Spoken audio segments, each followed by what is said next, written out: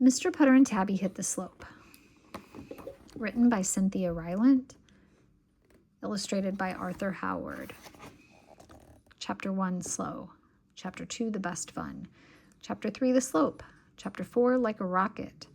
Chapter 5, Muffins and Cream. Chapter 1, Slow.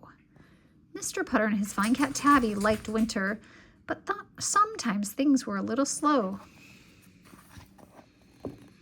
There were no tulips to tend, there were no berries to pick. The hammock was under 3 feet of snow. "We need some fun," Mr. Putter said to Tabby. He thought and thought. What is fun in the winter? Then he remembered. Chapter 2, The Best Fun.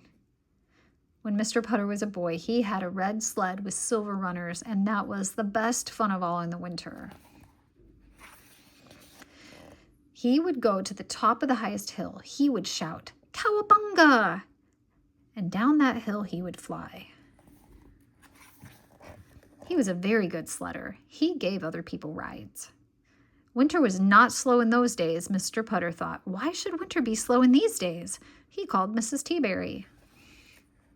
Tabby looked so worried. Chapter 3, The Slope.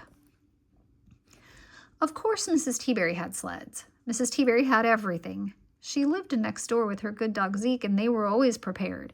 One look in the garage said so. Mr. Putter called Mrs. Teaberry, and the next thing he knew, he was on a slope in his mittens. He had a lot more than just mittens on. Tabby was wearing a sweater. Mrs. Teaberry had knitted her for Christmas. It was a little itchy. It made Tabby a little twitchy. Her tail was very twitchy, but she was warm. Mrs. Teaberry and Zeke were dressed for the Alps. Mr. Putter looked at them and said, "You are dressed for the Alps." Mrs. Teaberry was very adventurous. Mr. Putter liked that about her. His adventures mostly came on a porch with a book. That is, until Mrs. Teaberry. Mr. Putter looked down the slope. He was ready. Chapter 4, Like a Rocket. Mr. Putter wanted Tabby to ride the sled with him. Tabby was not so sure. Her tail was very, very twitchy. Mr. Putter tried to put her on the sled. He thought she would like it. I don't think so. Tabby was not liking it. Then Zeke jumped on the sled with Tabby. And that was that. The next thing Mr. Putter knew, he had no sled, no cat, and no fun. Fun was already halfway down the slope.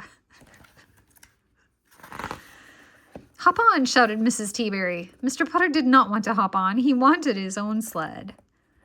But he hopped on anyway. "Cowabunga!" shouted Mrs. Teaberry.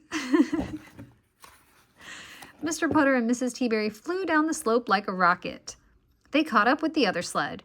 Mr. Putter and Mrs. Teaberry looked over at Tabby and Zeke. Tabby and Zeke looked over at Mr. Putter and Mrs. Teaberry. "Good dog, Zeke," called Mrs. Teaberry. Zeke wagged. He was happy. Tabby twitched. She was not. Mr. Putter just held on. Chapter 5, Muffins and Cream. Everyone came to a stop at the bottom of the slope. Tabby jumped off the sled and went up a tree. She would not come down until Mr. Putter promised her muffins and cream. Then she came down.